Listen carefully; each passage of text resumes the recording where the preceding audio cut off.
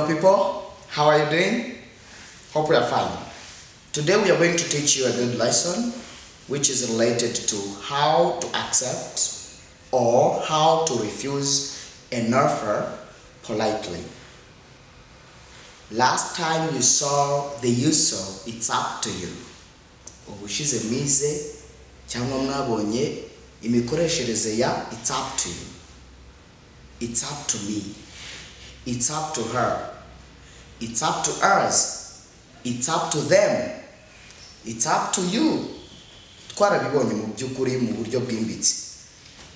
Iyo ushaka kuvuga "it's up to me" urabyibuka kuvuga cyangwa se uko ushatse kuvuga mu Kinyarwanda. It's up to me to go there. Birandeba kujya hariya ntibikureba. It's up to you, it's up to him, it's up to her, it's up to us, it's up to you, mwebwe birabareba. It's up to them, bo birabareba. Today we are not going to repeat the same lesson. Ntabwo tugiye gusubiramo isomo twabigishije. But today we are going to see how to ask or how to accept or how to deny, refuse an offer. Uko wakwemera cyangwa se uko wahakana ubusabe baguhaye politely mu buryo ariko bwuje ikinyabupfura, mu buryo bwiza. That's what we are going to learn today. It's a very good lesson, I tell you. I tell you the truth that it is a very good lesson that you are going to learn this time. Abanyeshuri baramba ku isomo ryacu kugeza rirangiye. Irya mbere rya kabiri rya gatatu. Ubu tugeze mu masomo hafi ijana na. Abanyeshuri bageze kure. I tell you. They will give you different testimonies. Bazabahereza testimonies. Bazabaha ubuhamya bw'ibyo bamaze kugeraho. Iki si igipindi kuri Pan Entertainment, urahamenyera icyongereza mu byukuri. Good. Let's go to the lesson. Here we are going to see how to accept and how to refuse an offer politely. Tugiye kureba uko ushobora kwemera cyangwa ugahakana ubusabe wahawe cyangwa wasabye ariko mu buryo bw'ikinyabupfura, mu buryo bwiza. That's what we are going to be dealing today. That's what we are going to be dealing with today. For example, when I say, "Would you like a cup of tea?" You need to just have a guest who speaks English. It's better to say, "Would you like a cup of tea, please?" Do you want a cup of tea? Nicho gereza nacho. Ariko ntabwo kiri polite. Nta kinyabupfura kirimo. Do you want a cup of tea? Azabyemera ariko it's not good. Turi kubigisha noneho uko ushobora kwakira umushyitsi w'imena uje ugusanga cyangwa se umushyitsi wari we wese, kuko umushyitsi n'umugisha. A guest is a blessing. A guest is a blessing. A visitor is a blessing. Umuntu ugusanze n'umugisha. That's what you'll say. "Would you like a cup of tea, please?" Would you like a cup of tea, please? Icyo gihe ubumubwiye uti ese mukeneye igikombe cy'icyayi nyamuneka mwokagira neza mwe mwabantu beza mwe, mbega harimo ikintu cy'ikinyabupfura kirenze nk'umuntu warezwe. Would you like a cup of tea, please? Dore uko nawe azagusubiza yes please. Ashobora kongeraho thank you. Aka kajambo please na kajambo keza. Niba kubwira ngo please go there cyangwa say please may you please do these things, ese nyamuneka wakora ibi bintu, baba bakubashye. Cyangwa umuntu akubwiye uti ati please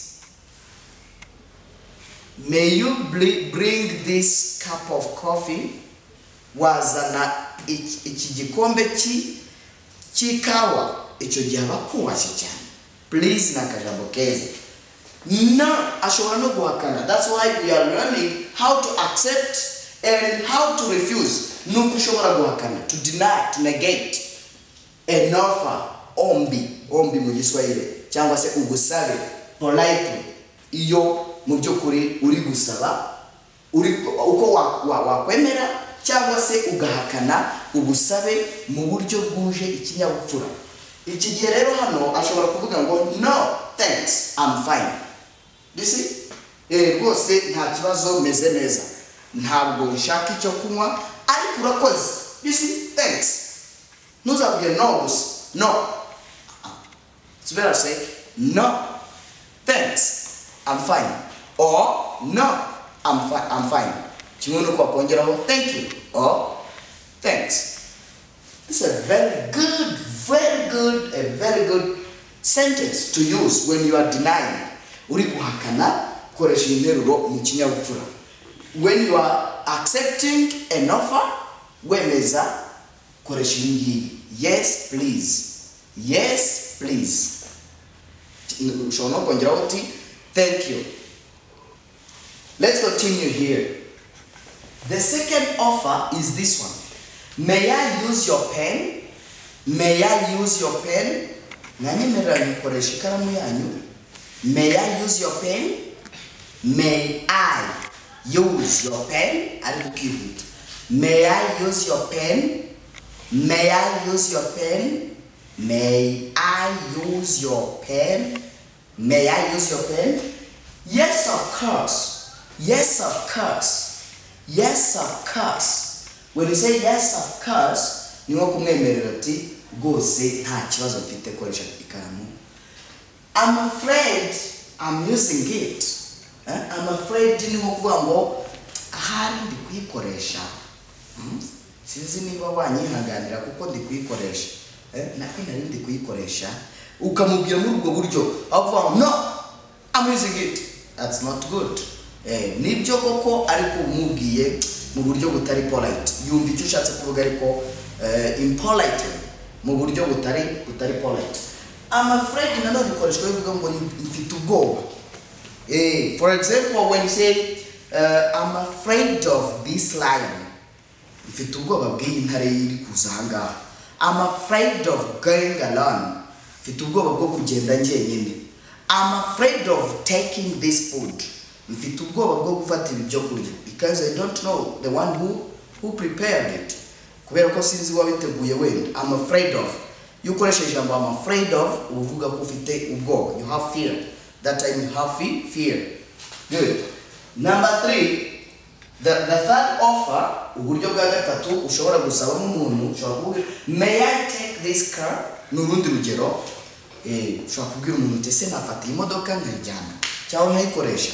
Wahantu wanyemerera iyi modoka yanyu nkayifata nkayijyana. May I take this car? Or may I drive this car? Ese natwara iyi modoka? Yes please. Icyo gihe umwemereye. Yes please. Yes please. Or you may say I'm afraid I have a trip now. Ariko rero mfite urugendo. I'm afraid I have a trip now. Mfite urugendo ubu ngubu. Ntabwo urumva ubumuhakanye ariko mu buryo bwiza. I'm afraid I have a trip now. Let us continue to see different examples on how to accept or how to refuse an offer politely. You are together with Teacher Jasper. The fourth offer is this one. Would you like something to eat? Would you like something to eat? Would you like something to eat? Munyeshuri w'umuhanga ari guhita bifata ukuntu azajya abaza nk'umuntu atese mwamukeneye icyo kurya, umushyitsi cyangwa se undi muntu wese yubashye urugero. Would you like something to eat? Yes please. Ahangaha aramwemereye. Yes please mu kinyabupfura. Meat would be great. Yes please. meat would be great. Yego rwose. Ariko inyama niba ufite icyo kurya icyo ari cyo cyose, inyama zambera nziza. Yeah. Would you like something to eat? Yes, please. But cyangwa se meat would be great. Umubwiye neza cyane. Yego rwose nyamuneka nkeneye icyo kurya, ariko niba mufite akanyama aho ngaho kanyura.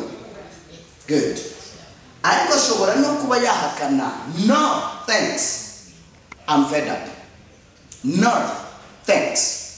I'm fed up. Ntabwo ari nko kwa kundi mucyaro batwara no gusa oya sinjya shishaka. No, thanks. Oya ariko urakoze. Mu Kinyarwanda turabikoresha nabyo, ariko abenshi bamenyereye kuvuga ngo no, ntabwo ndya. But it is better to say no, thanks. Ntabwo ari byo sindi burye ariko urakoze. I'm fed up. I'm fed up. Ndahaze. I'm fed up. I'm fed up. You are fed up. Urahaze. She is fed up. Arahaze. We are fed up. Turahaze. We are fed up. You are fed up. Murahaze. They are fed up. Barahaze. Good. Would you like something to eat? Yes, please. Meat would be great. Cyangwa se, or you may say, no, thanks. I'm fed up. You may say, would you like something to drink? Yes, please. Water would be great. A candy would be great. Yamubwiye ati hari icyo ushaka cyo kunywa? Yego rwose ndagishaka. Ariko amazi yambera meza. Or a candy. Water from Nyirangarama. This is a very good water. The fresh water. Potable water.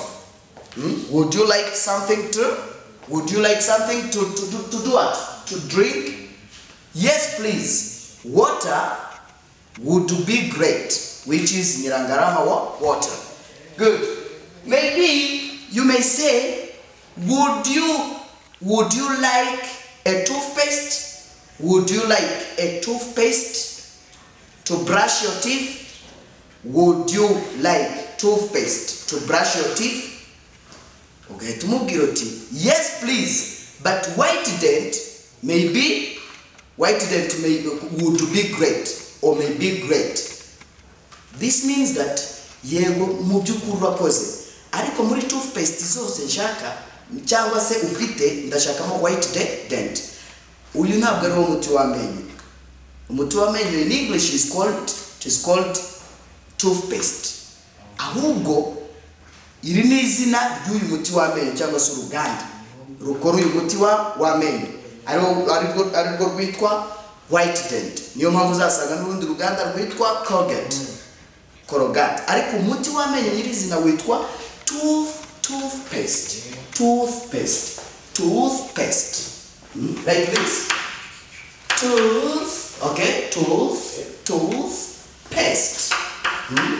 Toothpaste. Would you like toothpaste to brush your teeth? Ese ukeneye umuti w'amenyo kugira ngo uborose cyangwa se uhanagura amenyo? Kamubwira uti yes please. White dent would be great. Ariko white dent yambera nziza cyane mu miti y'amenyo yose ufite. It is better to have also a white dent. It is very good. Yeah, that's very wonderful. Then I'm teaching you how to accept or refuse an offer politely. Ndimo ndabigisha uko ushobora kwemera cyangwa se ugahakana ubusabe mu buryo ariko bw'ikinyabupfura. This one, would you like some help? Ese ukeneye ubufasha? Hari ubufasha ukeneye? Would you like some help? Ashobora kuvuga ngo thanks. That's a great help. Urakoze cyane rwose, ubwo n'ubufasha ugiye kumpa bukomeye cyane. Niba ushaka kumfasha mu by'ukuri umuye kure cyane aho umwami yakuye skate. Cyangwa ukavuga uti thanks, I can manage. Thanks, I can manage. Nko kuvuga ngo urakoze ariko nta bufasha nkeneye ibi nabyikorera. Or I can manage to do it for myself. I can manage to do it for myself. Nabyikorera njye ubwanjye. Or I can do it for myself. Ndabishoboye njye ubwanjye. Or I can. This is thanks, but I can do it for myself. Urakoze ariko nshobora kubyikorera ubwanjye. Or thanks, I can manage. Let's continue. Risomura ryungukiramo byinshi cyane utaroza. Would you like to use, okay, this dictionary? Ese wakoresha iyi nkoranya? Yes, thanks. Or yes, please. I want to use it. I want to use it. Yego mu byukuri urakoze cyane kuko ndashaka kuyikora. Cyangwa ukavuga uti no, I have another one. No, I have another one. Cyangwa se no, thanks. No, thanks. Oya, ariko urakoze, but I have another one. Ariko mfite indi ndimo gukoresha. I have another one that I'm using. Mfite indi ndimo gukoresha. I have another one. Kuko ari imwe. Niba ari nyinshi tuzavuga other ones. I have other ones. Mfite izindi nkoranya ndi gukoresha. Let's continue. You may say, would you like me to help you, sir? Would you like me to help you, sir? Ese mwanyemerera ko mbafasha banyakubaho. Mbega uburimo urasaba ariko hari n'ikinyabupfura cyinshi cyane. Would you like me to help you, sir? Sir ashobora kuvuga ngo yes please, thanks. Icyo gihe bakwemereye. Yes please, thanks. Yego rwose ndabyemeye kumfasha urakoze. Ashobora kuvuga ati no, thanks. Ariko akongera akakana. No, thanks. Oya, ariko urakoze. Yes na no nibyo bigaragaza ko yakwemereye cyangwa yaguhakanye. But the following words that are following, amagambo akurikiyeho niyo agaragaza nanone icyo kinyabupfura ari kuguha. Please, thanks. Or thanks. No, thanks. Yes, please, thanks. 7. Would you like me to accompany you? Would you like me to accompany you? Ese naguherekeza. Ashobora kuvuga ati yes, please. Accompany me, no problem. Or no, don't accompany me. Wasanga wenda kumuherekeza hari icyo mushakaho ariko agahita amubwira ati no. Thanks. Ariko don't say no. Don't accompany me.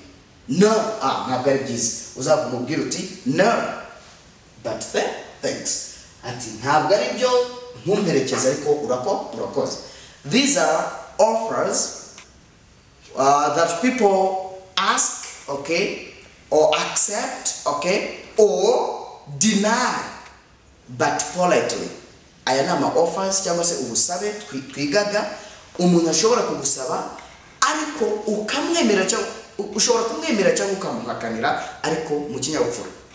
Accepting the offer or deny it or refuse it or negate it, but politely. It's better to use these words. These sentences are very important in English language. If you meet somebody who you respect, it's better to use one of, okay, or many of, or some of those sentences because they will help you to communicate very effectively and politely. Bizagufasha gutanga ikiganiro cyangwa se gutanga makuru neza kandi mu buryo bw'ikinyabupfura. Thank you very much. Let's stop by here this lesson, but we are together. Turacyari kumwe tubaha amasomo meza. We are together with new students. Turacyari kumwe n'abanyeshuri bashasha. Those ones who have not yet subscribed, this is your time to subscribe.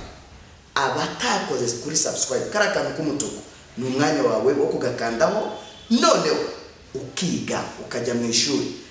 Lockdown n'ibindi ntabwo bizatubuza kwiga kubera ko hano kuri pan ushobora kwigira mu rugo nta kibazo gihari. Mu byukuri rero warahiriwe kuba ukurikira amasomo yo kuri Pan Edutainment. Thank you very much. I'm Teacher Jasper. We are together for the next lessons. Thank you.